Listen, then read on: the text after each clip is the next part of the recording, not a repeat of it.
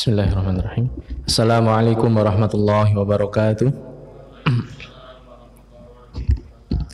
Innal hamdalillah, alhamdulillahi ala ni'ami wa syukru lahu ala taufiqihi wa amtinani.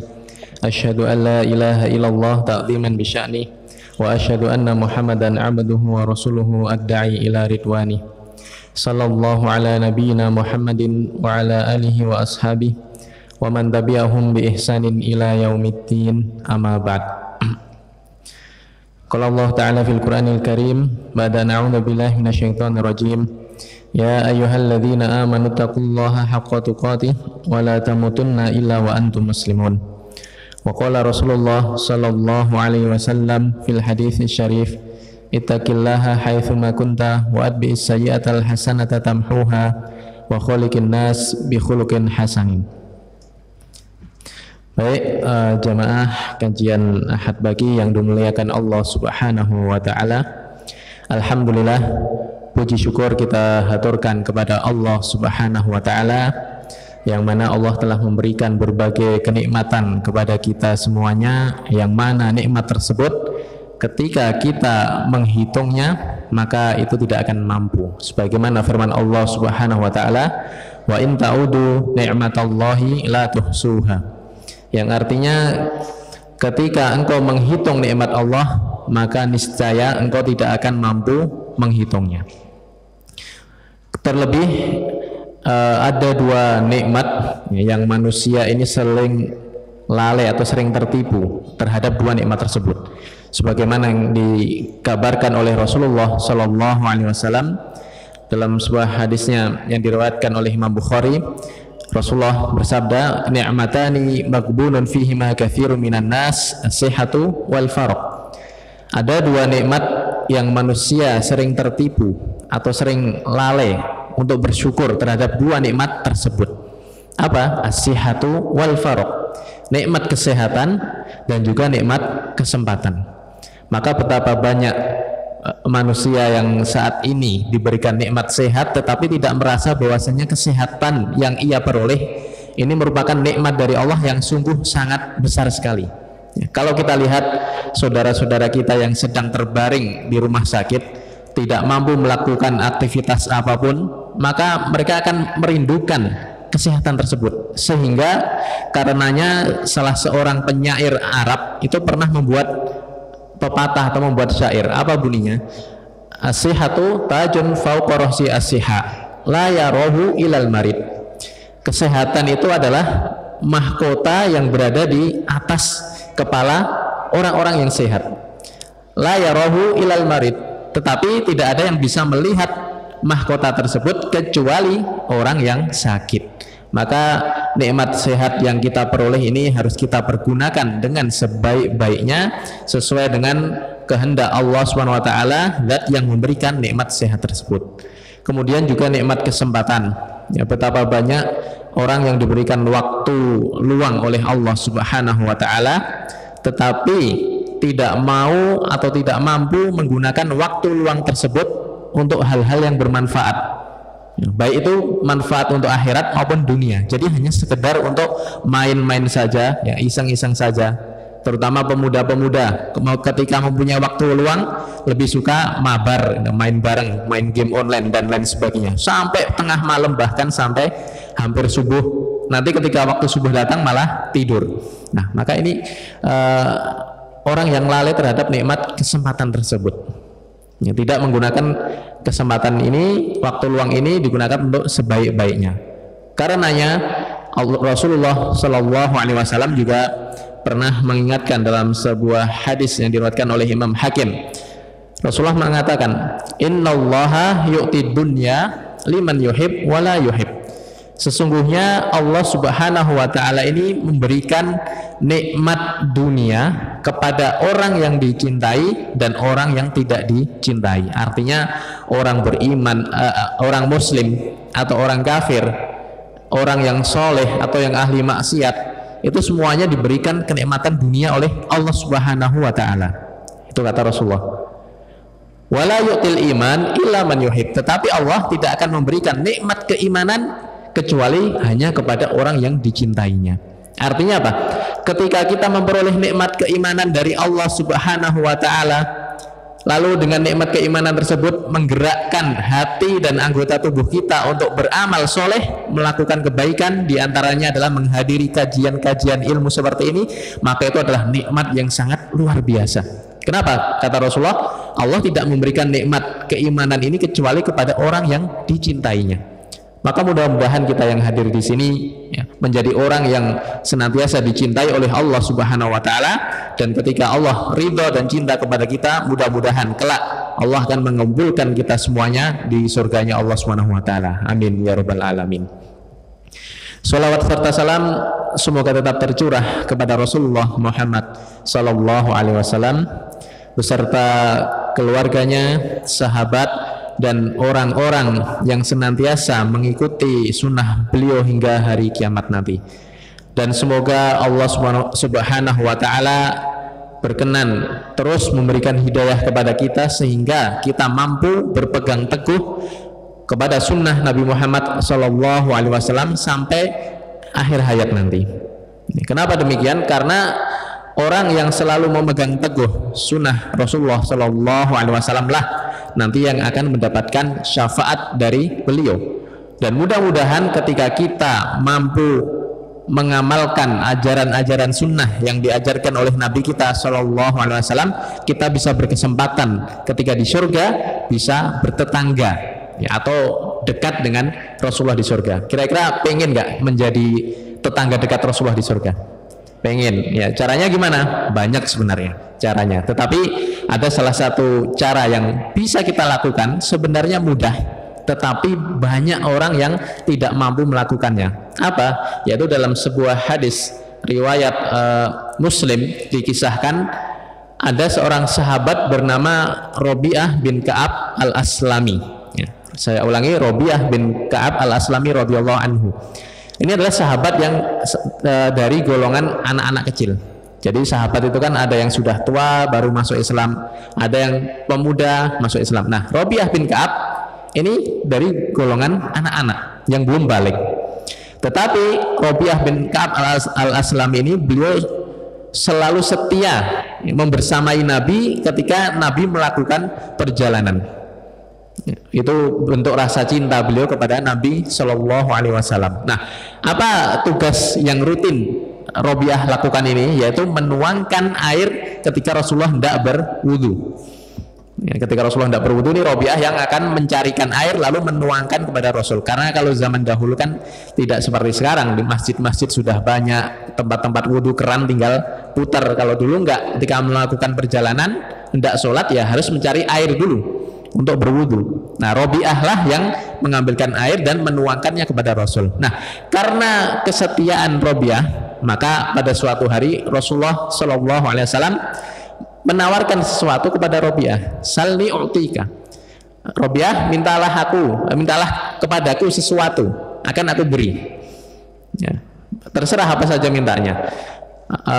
Mungkin kalau di benak kita misalnya ada seorang anak gitu ya, diberikan hadiah, mau diberikan hadiah kepada orang yang mempunyai jabatan tinggi. Rasulullah itu kan pemimpin. Kira-kira apa yang diminta oleh anak-anak biasanya? Ya, coba kamu minta apa? Berarti jawabannya apa? Ya bisa sepeda gitu dan lain sebagainya. Kalau anak sekarang ya HP, gadget dan lain sebagainya seperti itu. Nah, barangkali orang akan berpikir Robiah ini paling akan meminta bisa uang atau apapun yang seusia dengannya. Tetapi tidak. Robiah meminta waktu dulu. Sebentar Rasulullah, berikan waktu aku untuk berpikir. Nah, setelah mendapati, lalu Robiah bin Ka'ab mengatakan kepada Rasulullah, apa yang diminta Robiah? Mu'tika murafaqataka fil jannah. Wahai Rasulullah, aku meminta kepada engkau agar aku jadikan orang atau sahabat dekat ketika di surga nanti. Nah, ini luar biasa. Anak kecil ketika ditanya sesuatu minta apa, ternyata sesuatu yang diminta adalah hal yang di kalau bahasa anak muda sekarang di luar prediksi BMKG gitu ya. Jadi di luar nalar kita. Ya, anak kecil, kamu minta apa? Ya, mintanya adalah ingin dijadikan ya, sahabat dekat atau teman dekat ketika di surga. Makanya Rasulullah sampai terheran. Ini benar mintanya ini. Sampai Rasulullah mengulangi lagi. Aghairu dzalik, Cukup itu saja. Ada permintaan yang lain enggak? Kata Rasulullah. Ya. Maka jawaban Rabi'ah apa? Huwa dzaka ya Rasulullah. Cukup itu saja wahai Rasulullah sallallahu alaihi wasallam. Nah, maka Rasulullah sallallahu alaihi wasallam pun bersabda, "Fa'inni ala dzikrika bi kathratis sujud." Maka bantulah aku mendoakanmu wahai Rabi'ah dengan cara kamu memperbanyak sujud. Ya, maka dengan memperbanyak sujud, insya Allah itu menjadikan sebuah amalan yang menjadikan kita ketika di surga nanti bisa dekat dengan Rasulullah Sallallahu Alaihi Wasallam. Para ulama hadis memberikan penjelasan apa maksud dari memperbanyak sujud di sini. Maka para ulama mengatakan yaitu memperbanyak sujud di sholat-sholat sunnah. Ya, artinya apa? Ya, artinya kita harus memperbanyak sholat sunnah. Semakin banyak sholat yang kita lakukan, ya sholat sunnah kalau wajib sudah pasti kita lakukan. Ya. Ini sholat sunnah, ketika kita banyak melakukannya, maka sujud yang kita lakukan juga akan menjadi semakin banyak. Ya. Terutama adalah di sholat rawatib atau qobliyah ba'diyah, sebelum dan sesudah sholat wajib. Ya, minimal 10 rakaat. Yang paling rutin, ya, yang rawatib 2 rakaat sebelum subuh, 2 rakaat sebelum dan setelah zuhur, kemudian 2 rakaat setelah maghrib dan 2 rakaat setelah isya. Itu yang paling minimal 10. Ya, kalau ditambah yang ghairu muakkad ya bisa yang lainnya. Ya, 4 rakaat sebelum zuhur, 4 rakaat setelah zuhur, sebelum maghrib, sebelum isya juga bisa. Nah, minimal 10 tadi. Ya, belum lagi sholat duha, sholat tahajud. Ya, sholat sunnah setelah berwudu sebagaimana yang dilakukan oleh sahabat Bilal bin Rabah. Ya, maka dalam kitab Minhatul Alam dijelaskan, Ibnu Qayyim al-Jauziyah mengatakan Rasulullah Shallallahu Alaihi Wasallam dalam sehari itu tidak kurang dari 40 rakaat sholat wajib plus sunnahnya itu tidak kurang dari 40 rakaat. Itu kata Ibnu Qayyim al-Jauziyah. Itu sholatnya Rasulullah, dari tahajudnya, sholat sunnah wajib plus sholat sunnahnya yang lainnya itu tadi. Nah, maka ini kesempatan bagi kita untuk memperoleh keutamaan berupa apa? Menjadi teman dekat Rasulullah ketika di surga. Dengan cara apa? Dengan cara memperbanyak sujud tadi. Ya. Gampang atau susah ini kira-kira? Menjaga sholat sunnah ini gampang atau susah? Ya. Amalan ini sebenarnya gampang, tetapi ternyata susah bagi kebanyakan orang. Ya, mudah-mudahan kita termasuk orang yang senantiasa mendapatkan hidayah dari Allah agar bisa menjaga sunnah-sunnah Nabi Sallallahu Alaihi Wasallam. Amin ya rabbal alamin. Baik, hadirin yang dirahmati Allah Subhanahu Wa Taala, tema yang diberikan panitia pada kesempatan pagi hari ini adalah tentang rahasia emas bagi para pemburu ilmu. Ya. Maka tentunya ilmu yang dimaksud di sini adalah ilmu agama Islam. Ya, ilmu agama dinul Islam. Kenapa demikian? Karena keutamaan bagi orang yang menuntut ilmu, yang mau mempelajari ilmu agama, ini tentunya banyak. Dan sudah sering kita dengar dari para ustadz, para penceramah, para kiai, para habaib, ini sudah banyak sering kita dengarkan. Di antaranya adalah di Quran surat Al-Mujadalah ayat 11. Allah Subhanahu wa taala berfirman, "Yarfa'illahu alladhina amanu minkum walladhina utul ilma darajat." Yang artinya Allah akan mengangkat derajat orang yang beriman di antara kamu. Sebagaimana yang saya bacakan di awal tadi hadis Rasulullah, orang beriman itu adalah orang yang dicintai Allah, maka Allah angkat derajatnya. Tetapi lanjutan ayatnya, walladzina utul ilma darajat, dan orang yang diberikan ilmu pengetahuan kepadanya, ilmu pengetahuan agama Islam, akan lebih diangkat lagi dengan beberapa derajat. Maka itulah fadilah atau keutamaan bagi orang yang berilmu. Jadi orang beriman itu adalah orang yang mulia, dimuliakan oleh Allah Subhanahu wa taala. Tetapi orang beriman plus berilmu, maka Allah angkat lebih tinggi lagi derajatnya. Kenapa? Karena kalau orang hanya beriman kepada Allah tapi tanpa didasari ilmu pengetahuan agama Islam, maka bisa jadi dalam menjalankan keimanannya ini tidak bisa sempurna atau tidak bisa benar. Tetapi kalau dia orang yang beriman mau mempelajari ilmu agama, maka dia akan tahu bagaimana cara mengaplikasikan atau cara beriman yang benar, yang sesuai contoh Rasulullah itu seperti apa, maka dia akan tahu. Karenanya Allah mengangkat derajat orang yang berilmu di atas orang yang hanya sekedar beriman kepada Allah Subhanahu wa taala. Ya. Tetapi ini dua-duanya dua poin penting. Ya, jadi harus beriman dan berilmu. Tidak bisa hanya beriman saja, tidak juga bisa hanya berilmu saja. Tetapi iman dan ilmu ini. Nah, kemudian belum lagi sabda Rasulullah Shallallahu Alaihi Wasallam dalam sebuah hadis yang diriwayatkan oleh Imam Muslim. Rasulullah Shallallahu Alaihi Wasallam bersabda, "Man salaka thoriqan yaltamisu bihi ilman, sahalallahu lahu thoriqan ilal jannah."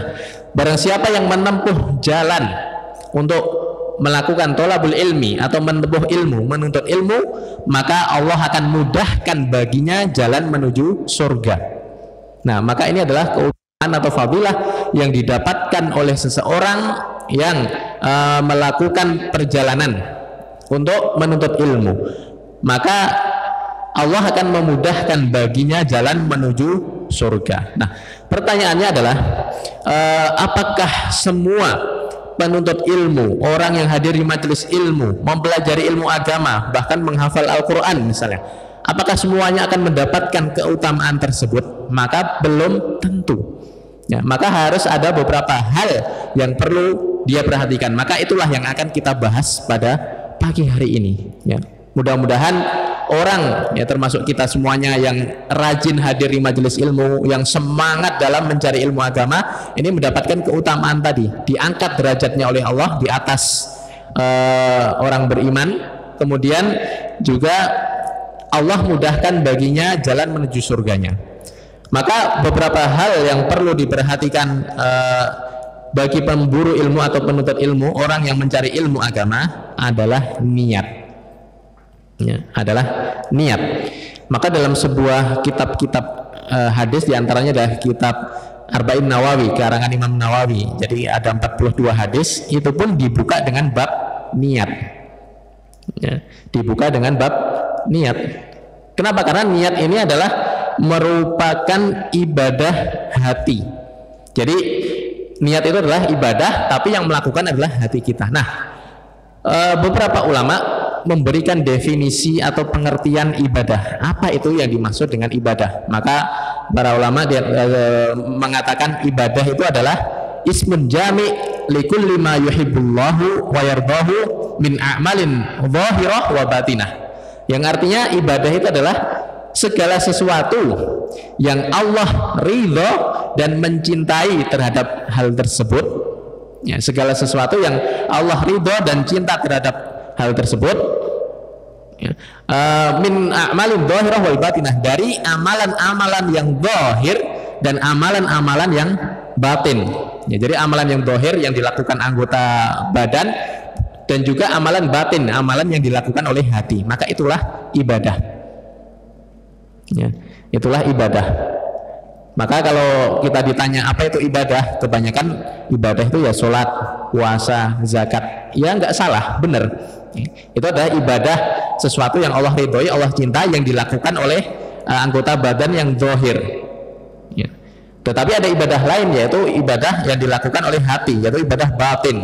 Hanya seseorang tersebut yang dapat melihatnya. Nah, kemudian para hadirin yang dirahmati Allah SWT, para ulama mengatakan lebih besar mana nilainya di sisi Allah, antara ibadah yang zahir yang dilakukan oleh anggota badan atau ibadah batin yang dilakukan oleh hati. Kira-kira lebih besar mana nilainya di sisi Allah? Lebih besar mana? Lebih besar ibadah batin atau yang dilakukan oleh hati. Ya. Maka dari itu dalam menuntut ilmu atau mencari ilmu agama, maka niat kita, ya, niat kita dalam menuntut ilmu itu harus ikhlas karena Allah Subhanahu wa ta'ala, bukan karena tujuan yang lain. Ya, bukan agar dianggap orang yang pintar, orang yang rajin, orang yang ahli ilmu agama. Ya, bukan juga untuk niat hanya sekedar ketemu temannya, temu kangen. Ya, Tapi niatnya harus agar memperoleh ridha Allah, ikhlas karena Allah Subhanahu wa taala. Kenapa demikian? Karena ada peringatan dari Rasulullah Shallallahu alaihi wasallam dalam sebuah hadis yang diriwayatkan oleh Imam Muslim. Ya. Dalam hadis tersebut dijelaskan Rasulullah bersabda, ada 3 orang yang pertama kali akan dimasukkan ke dalam neraka. Ya. Kira-kira kalau bayangan kita orang yang pertama kali dimasukkan ke neraka siapa? Pasti orang yang pembunuh, orang syirik, pezina, peminum khamr dan lain sebagainya. Ternyata tidak. Ya. Ternyata siapa 3 orang yang akan dimasukkan pertama kali ke dalam neraka? Ya, dalam hadis tersebut dijelaskan yang pertama adalah orang yang berjihad atau berperang di jalan Allah sehingga dia mati dalam peperangan tersebut. Loh, kok bisa? Padahal ini adalah amalan paling utama. Meninggal di jalan Allah, tetapi justru malah orang ini akan pertama kali dimasukkan ke dalam neraka. Kenapa demikian? Dalam hadisnya dilanjutkan, ya, pada hari kiamat nanti ia akan ditampakkan kenikmatan-kenikmatan yang ia peroleh di dunia. Kemudian dia akan ditanya, "Cuma fa'alta bihadza?" Ya. Kamu dengan nikmat-nikmat ini kamu pergunakan untuk apa? Maka orang ini akan mengatakan, ya, aku gunakan nikmat yang Engkau berikan kepadaku ya Allah untuk berperang di jalanmu sehingga aku mati syahid di dalamnya. Ya, berperang di jalanmu, berperang membela agama Allah. Maka dikatakan kepada orang ini, kadzabta, kata Allah. Enggak, kamu bohong, kamu berdusta. Ya. Kenapa demikian? Bal liyuqal annaka jari. Kamu berperang itu bukan karena ikhlas mencari ridho Allah, bukan karena untuk memperjuangkan agama Allah, tetapi agar dikatakan kamu ini adalah seorang yang gagah pemberani. Ya. Waqad qila laka, dan itu sudah kamu dapatkan, sudah dikatakan kepadamu, oh si fulan ini adalah seorang yang gagah pemberani, ya, orang yang sangat perkasa. Tujuannya itu bukan karena mendapatkan ridho Allah, tetapi biar dianggap ini orang yang gagah dan pemberani. Maka dikatakan kepada malaikat, tariklah wajahnya, ceburkanlah ke dalam neraka. Waliyadzubillah. Itu yang pertama. Yang kedua adalah seorang yang ahli ilmu dan juga seorang qari'ul Quran, penghafal Al-Quran. Ini yang kedua. Maka dikatakan ketika di hari kiamat, nikmat yang Allah berikan kepadamu di dunia kamu pergunakan untuk apa? Ya. Maka orang ini menjawab, ta'allamtul ilma wa 'allamtuhu wa qara'tu fihal Qur'an. Ya Allah, nikmat yang Engkau berikan kepadaku di dunia aku pergunakan untuk mempelajari ilmu dan mengajarkan ilmu kepada orang lain, dan juga aku membaca Al-Quran dengan mengharap ridhamu. Kata Allah, kadzabta, bohong, kamu berdusta. Karena Allah Maha tahu niat atau isi hati seseorang. Bal yuqal annaka alim, kamu mempelajari ilmu, mengajarkannya tujuannya agar kamu dianggap, oh ini orang yang pintar, orang yang pandai. Ya, haus pujian agar dianggap menjadi orang yang pintar, pandai. Ya. Wa yuqal annaka qari, dan kamu menghafal Al-Quran itu dengan tujuan agar dianggap, oh ini seorang yang penghafal Al-Quran, ini seorang hafid. Wa qad qila laka, dan itu sudah kamu dapatkan, sudah dikatakan kepadamu. Maka orang ini akan diseret menuju neraka. Yang ketiga adalah orang yang bersedekah, yang gemar bersedekah. Sama, ya, akan ditampakkan kenikmatan-kenikmatan yang ia dapatkan di dunia, lalu ditanya, ya, engkau pergunakan untuk apa nikmat ini?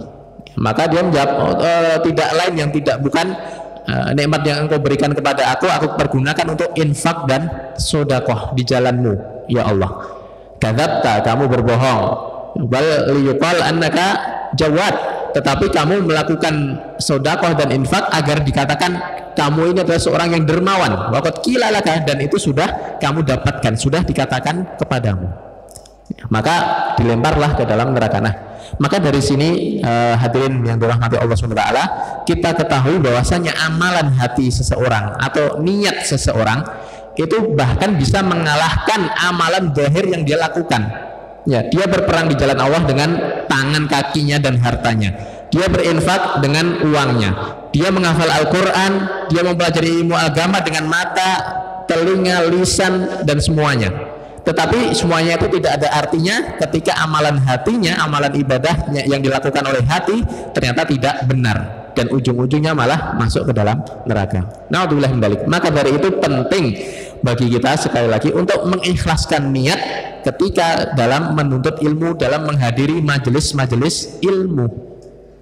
Ya, jangan ada niatan yang lain seperti yang saya katakan tadi. Atau bahkan mohon maaf ya, sering di kalangan pemuda itu ada istilah apa namanya itu, memantaskan diri gitu kan. Ketika ada seseorang pemuda menyukai seorang pemudi dan ternyata pemudinya dia adalah wanita solehah, pemudanya ini belum soleh, saya ingin memantaskan diri ya, ikut sering hadir di kajian-kajian ilmu misalnya, kemudian rajin beribadah, tapi apa? Tujuannya bukan karena Allah, tujuannya karena wanita tersebut. Maka ketika nanti ternyata wanita tersebut tidak jadi istrinya, dia akan kecewa. Nah, maka ini hati-hati ya. Istilah memantaskan diri itu tidak benar kalau memantaskan diri bagi si fulanah tadi, si perempuan tadi. Tapi kalau memantaskan diri karena Allah, ya aku harus pantas sebagai penduduk surga, ya niatnya karena Allah, nah itulah yang benar. Maka inilah yang akan diberikan keistiqomahan oleh Allah, dan termasuk juga bagi para penuntut ilmu. Nah, kemudian menuntut ilmu sendiri, ya itu adalah merupakan ibadah, ya, merupakan ibadah. Karenanya Allah Subhanahu wa taala menjelaskan dalam Quran surat At-Taubah ayat 122. Allah Subhanahu wa taala berfirman, "Wa ma kana al-mu'minuna liyanfiru kaffah, falaula nafara min kulli firqatin minhum ta'ifah liyatafaqahu fid din wa liyunziru qaumahum idza raja'u ilaihim." Yang artinya, tidaklah pantas atau tidak seyogyanya bagi seluruh kaum mukminin mereka semuanya pergi atau berangkat perang. Maka hendaknya ada salah satu kelompok di antara mereka yang tetap tinggal di rumah, tetapi untuk bertafakuh fiddin atau mempelajari ilmu agama. Kemudian waliyunziru qaumahum idza raja'u ilaihim, dan juga tujuannya untuk memberi peringatan atau mengajarkan kepada kaum-kaum setelahnya. Ya, jadi ternyata ada perintah sendiri dari Allah Subhanahu wa taala untuk orang agar mempelajari ilmu agama. Ya, bahkan di sini dikatakan ketika bagus atau tidak benar kalau semua kaum mukminin semuanya pengen berlomba-lomba datang ke, karena mati di jalan sesuatu yang paling berharga dalam Islam. Tetapi kata Allah tidak, ada sebagian yang tetap di rumah untuk mempelajari ilmu agama, ajarkan kepada kaumnya. Kemudian sabda Rasulullah Shallallahu Alaihi Wasallam juga, tolabul ilmi fardhatun ala kulli muslim. Menuntut ilmu adalah kewajiban bagi setiap muslim. Ini yang dimaksud adalah ilmu agama. Maka menuntut ilmu adalah bagian dari ibadah kita kepada Allah Subhanahu wa taala. Dan syarat diterimanya ibadah itu adalah ada dua. Yang pertama adalah ikhlas karena Allah. Yang kedua adalah mutaba'atur Rasul, sesuai dengan yang dicontohkan oleh Rasulullah Shallallahu Alaihi Wasallam. Maka tadi yang saya katakan, ya, karena menuntut ilmu ini adalah merupakan ibadah, maka harus ada keikhlasan yang ada pada hati kita. Jangan sampai kita sudah capek mempelajari ilmu agama, sudah capek meluangkan waktu, ternyata sia-sia. Na'udzubillah kalau malah sampai tadi dilempar ke neraka.